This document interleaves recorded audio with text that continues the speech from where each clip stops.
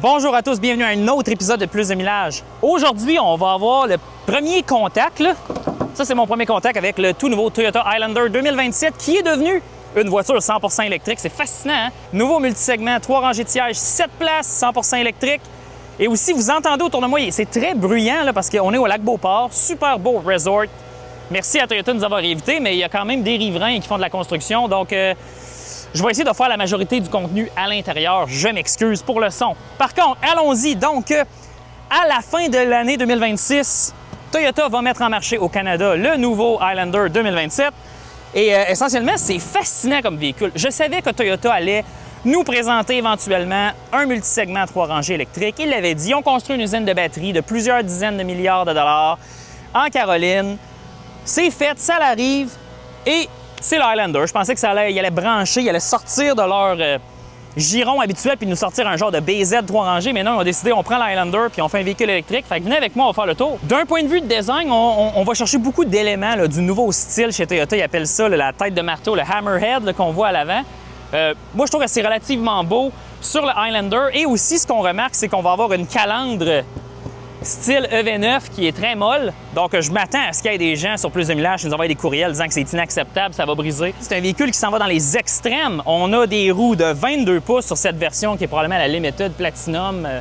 Peu importe, parce qu'on n'a pas beaucoup de spécifications techniques avec ce véhicule. J'ai l'autonomie par contre. 511 km sur ce modèle, tout équipé. Et là, regardez, là, c'est un véhicule qui est imposant. Là. Il est très long, mais quand même ligne de toit relativement basse pour avoir évidemment un coefficient de traînée intéressant. Regardez, là, ça me fait penser à un Range Rover Velar, de la façon que ça se termine à l'arrière ici. Puis on voit ça aussi sur le EV9, sur le Ioniq 9. Les béquets à l'arrière sont très, très agressifs. Vous me posez la question aussi, y a-t-il un essuie-glace à l'arrière? J'y touche en ce moment, là, il est caché sous le béquet, donc ça, il n'y a pas de problème. On va ouvrir le haillon. Comme je vous disais, 3 rangées de sièges. Là, on est en configuration 6 passagers, donc 2-2-2. Mais bien évidemment, dans des versions moins onéreuses, qu'on ne connaît pas les prix, il va y avoir une version le 2-3-2. Intéressant aussi, oups, facile à abaisser la troisième rangée avec un espace de chargement à l'arrière quand même appréciable. Sous le petit tapis ici, on a notre cache-bagages. Donc ça, c'est comme dans le nouveau RAV4, il est rangé là. Ça, c'est une fonction, là. J'ai vu ça dans le Volvo XC40 lorsque c'est sorti en 2019. Tellement intelligent. Vous voyez, là, ça, là, essentiel. On a aussi une prise de secteur 120 volts ici, 1500 watts, donc 15 ampères. Très bien. Puis c'est le premier véhicule Toyota qui va avoir la technologie Vehicle to Load. Donc, via probablement le port J3400 à l'avant, il va y avoir des équipements, on va pouvoir se brancher. Et bien évidemment, via ce port, vous allez pouvoir exporter de l'énergie. Les portes sont immenses, ça me fait penser au Ioniq 9, c'est bon signe. Donc, deuxième rangée, je vais prendre place, puis... Wow! Insonorie. Attendez, là. C'est relativement bien insonorisé ici. Premièrement, là, deuxième rangée, très bien assis. Puis on a toutes les commandes ici là, à disposition. Puis je félicite Toyota de ne pas avoir fait l'erreur que Hyundai a fait. Dans le Ioniq 9, ce n'est que des commandes électriques. Ça prend une éternité. Puis regardez là. C'est tellement simple. Là. On tire sur la manivelle et on ajuste notre siège capitaine à coudoir. Toutes les surfaces du véhicule sont moussées à la grandeur. À la troisième rangée, j'y vais dans pas très long. Vous allez voir. C'est complètement capoté. Et ici, on a une genre de console qui traîne au sol. 4 porte-gobelets, évidemment. Un véhicule nord-américain exclusif pour l'Amérique du Nord. Assemblé au Kentucky. Ça prend des porte-gobelets. À l'arrière, vous avez une grande poignée qui permet de faire l'accès rapide. Vous avez un bouton pour le faire de façon électrique et une autre manette. Fait que là, il y a de la redondance 3 fois. Et si Gabriel n'a pas trop de difficultés, je vais m'asseoir à l'arrière. Et là, je vais vous dire quelque chose. La batterie de traction du véhicule est déconnectée. Donc, il y a seulement les accessoires, le système 12 volts qui fonctionne, et même la climatisation qui est 400 volts ne fonctionne pas. Donc, il fait à peu près quoi? Il doit faire entre 35 et 40 degrés dans le véhicule. Honnêtement, on se donne pour vous. C'est vraiment là, un like, s'abonner.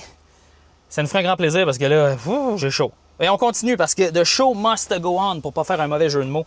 À l'arrière, je crois que c'est un des multisegments, 3 rangées de sièges avec le plus d'espace. Je dis pas que la relation entre le bas du siège et mes pieds sont excellents parce que ça reste qu'on est assis sur une batterie de 95,8 kWh.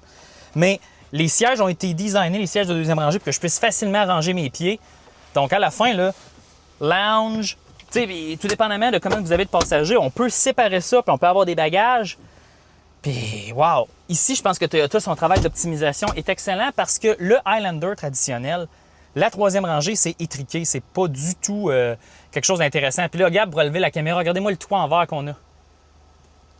Je veux dire, probablement un panneau de verre plus grand que dans le Tesla modèle YL, qui peut-être arrivera sur notre marché un jour. Que, je veux dire, on joue directement dans les plates-bandes du EV9, Ioniq 9, hypothétique modèle YL. C'est quelque chose ici. Et même ici, là, la coudoir, là, il est moussé. Ici, c'est moussé. C'est le Highlander moussé. C'est fascinant. Sous le capot du nouveau Highlander. Puis là, c'est là que je m'attendais à avoir un frunk parce que là, je me suis dit, là, il y a de l'espace, nouvelle architecture, allons-y. Puis je suis très content de vous dire qu'il n'y a pas de frunk. Je pense que dans le fond, est-ce que c'est un running gag de la part de Toyota de ne pas faire de frunk ou est-ce que la clientèle s'en fout? Ça se peut, ça. Puis c'est peut-être juste parce que moi et Gabriel, on est fous qu'on aime les frunks. En réalité, ça sert à rien. Mais on s'entend, regardez, si Gabriel va juste là à mon opposé, là, on s'entend que si on travaille un peu, on pourrait mettre un frunk ici. Regardez, là, je peux clairement embarquer à l'intérieur de l'espace du compartiment moteur. Pour ce qui est de la motorisation, 338 chevaux. Donc, c'est la configuration qu'on verrait dans le CHR et le BZ. Donc, je suis content de voir que Toyota, essentiellement, ils ont créé des composants, puis c'est comme dans un restaurant de sandwich. On les interchange. On veut-tu des tomates, on veut-tu des concombres, est-ce qu'on veut des piments bananes? À la fin, on décide. Puis ça, c'est le pain. Ça, moi, je dis, c'est le pain avec le parmesan. Puis les petites fines herbes, hein, parce que lui, c'est le Saint Graal de l'électrique chez Toyota. Donc, bien intéressant. Avec la batterie de 95,8 kWh qui vient de chez LG au Michigan, vous allez avoir le 511 km qu'ils nous ont dit, Gab? Ouais, 511 km. Et je ne sais pas l'autonomie avec la batterie de 77 kWh qui est faite chez Toyota dans leur usine. Donc, une vraie batterie là, OEM Toyota faite aux États-Unis. On verra, mais je m'attends à une autonomie là, entre 420 et 450 km. Donc, on va aller à l'avant, on va aller voir l'intérieur. Donc, je suis maintenant dans le poste de pilotage du nouveau Highlander. Puis, qu'est-ce que je remarque? On va chercher vraiment là, on va chercher ce qui est bon dans le nouveau RAV4. Donc, la console double ici, peut-on la retirer si je fais essayer de faire un move bizarre? On peut pas. 2 chargeurs sans fil hein, à la velours à la Tesla. OK, je pense que c'est un véhicule de pré-production. C'est le 56e sur son numéro de série. Chut, dites-le pas, Toyota. Sinon, pour ce qui est infodivertissement, bien ça, c'est le nouvel écran qu'on a dans le nouveau RAV4 sous l'architecture de logiciel Arène. Honnêtement, c'est super rapide. Il n'y en a pas de problème. 264 km à 60 %. Intéressant. Et en plus, on a Apple CarPlay, Android Auto, le Bluetooth. Super facile à opérer. La navigation Toyota, honnêtement, Puis là, on va essayer de voir si on a un planificateur de trajet. Donc, on va aller à Rimouski. OK, donc, honnêtement, là, je vais applaudir publiquement Toyota sans avoir besoin de l'application Toyota, sans avoir besoin de communiquer avec le système main libre pour parler, sans avoir à faire des 106 marsettes. Tout ce que j'ai fait, j'ai écrit Rimouski, ajouter un chargeur et le véhicule dans le système de navigation m'a dit d'arrêter au circuit électrique, là, probablement là, à Saint-Jean-Port-Joli, je crois. Puis on va faire une recharge de 22 minutes, puis on va arriver à Rimouski à 25. Ça fonctionne. Donc, Toyota, bravo! Vous avez figure out. Donc là, il faut juste aller mettre ça dans le BZ, le Woodland et le CHR. Mais là, ça, là, je vous le dis, ça a fait ma journée. Sérieusement, là, je vais repartir de chez moi, puis je sais pas, là, je dois avoir trop chaud. Sinon, on continue. Combiner l'instrument, c'est la même chose qu'on voit dans le RAV4. C'est configurable. Là, je peux choisir plusieurs looks juste en changeant. J'aime que Toyota, maintenant, il y a un graphique, évidemment. Là, évidemment, un système stoppé, il n'y a pas de batterie, on s'entend, c'est normal. Configurable, on a toutes les aides à la conduite modernes qu'on a dans une Toyota. L'intérieur, on va chercher aussi des coloris et des formes qui sont différentes. Toyota, ici, a osé, puis a osé sur un véhicule de volume. Donc, honnêtement, il va falloir l'essayer. En automne, on nous a dit que c'est probable qu'on va pouvoir l'essayer dans un événement similaire. Si vous voulez qu'on aille à cet événement-là, là, cliquez sur le like là, tellement de fois, là, ça va être malade. Mais sinon, honnêtement, je pense que c'est très bien réussi. C'est un secteur là, du marché qui est extrêmement compétitif. Toyota devait faire un coup de circuit. Le coup de circuit, on ne peut pas le valider s'il s'est réalisé parce qu'on ne l'a pas encore conduit. Mais premières impressions, ça promet. Dernière chose avant de conclure notre épisode sur le Highlander 2027, bien, on a évidemment Porsche 3400 NACS. Là, j'enlèverai pas ça parce que je suis sûr que ça va faire un complete power failure. Ouais, clairement. Sinon, recharge rapide, on nous dit sous le 30 minutes pour faire 10-80 %. Mais là, la twist, est-ce que c'est ça pour la petite batterie? Ce qui ferait du sens parce que c'est ce que les BZ, Woodland et CHR font.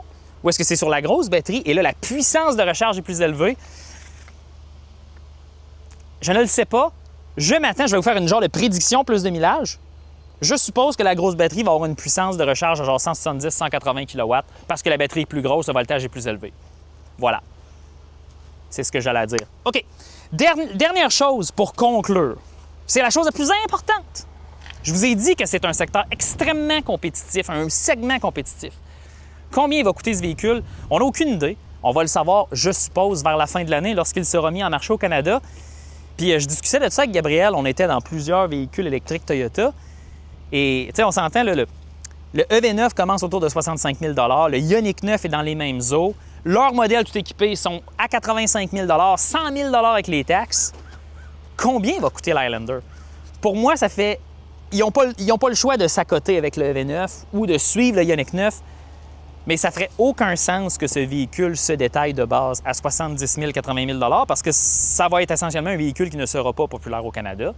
Et de voir la popularité du Kia V9 sur nos routes, Toyota a comme pas le choix ici d'offrir quelque chose de compétitif. C'était Alexandre pour Plus de Millage en direct du merveilleux lac Beauport. On se laisse là-dessus.